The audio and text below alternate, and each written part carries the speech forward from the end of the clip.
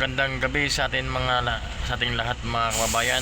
Muling nagbabalik po Katok Vlog TV. Mga kababayan,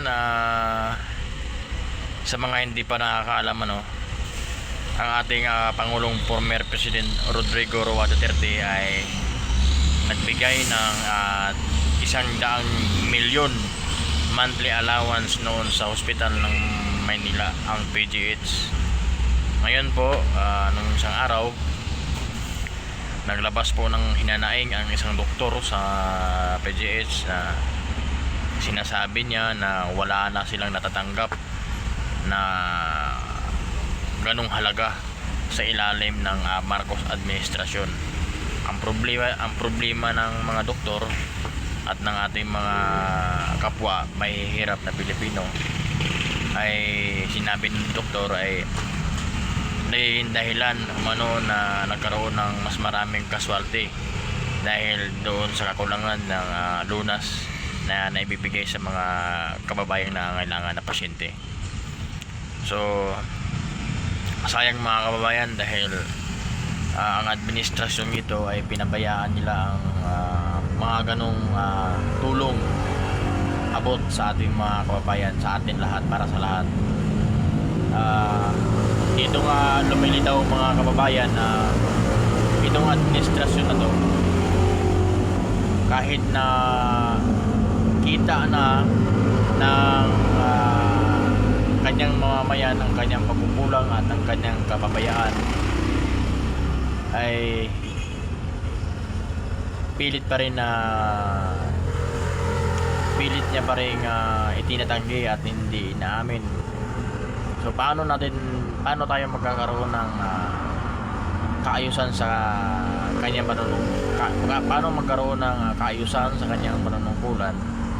Paano niya maituwid ang kanyang mga pagkukulang at mapunan ang mga bagay-bagay na dapat sana ipunan kung mismong sa kanyang sarili ay hindi marunong umamin sa kanyang mga pagkakamali at pagkukulang. So wala tayong aasahan sa administrasyon nito, talagang hanggang siya nakaupo ay patuloy tayo magsasuffer. So doon sa mga protector pa rin, ng mga diehard na sumusuporta pa rin sa administrasyon ito,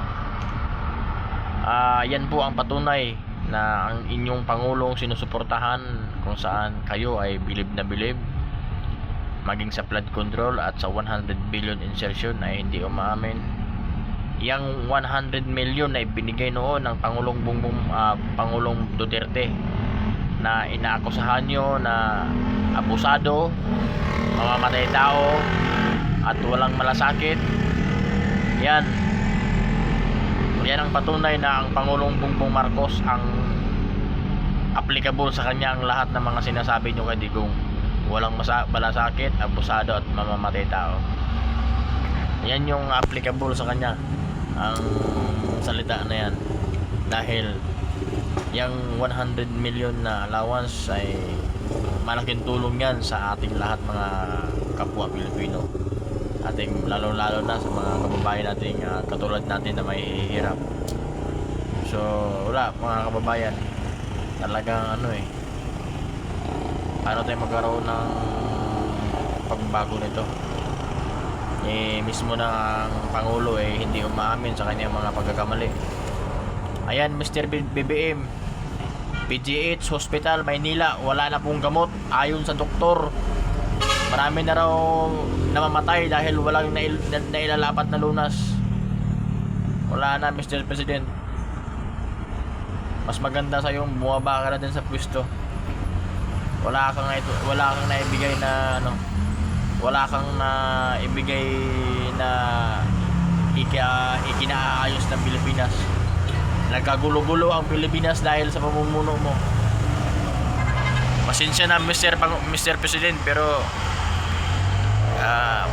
dapat lang ang aking sinasabi. Yun po ang nakikita namin sa pamumuno mo. Wala kang magandang naitulong sa Pilipinas. Puro kaguluhan, puro pagnanakaw, puro away-away, nagkakagulo ang Pilipinas. Ikaw ang dahilan kung bakit nagkakagulo ang Pilipinas, period. So hanggang dito na lang mga kababayan, paki-like and share ng ating video. And para update din po kayo sa susunod na video na i-upload ko. Thank you. Bye-bye.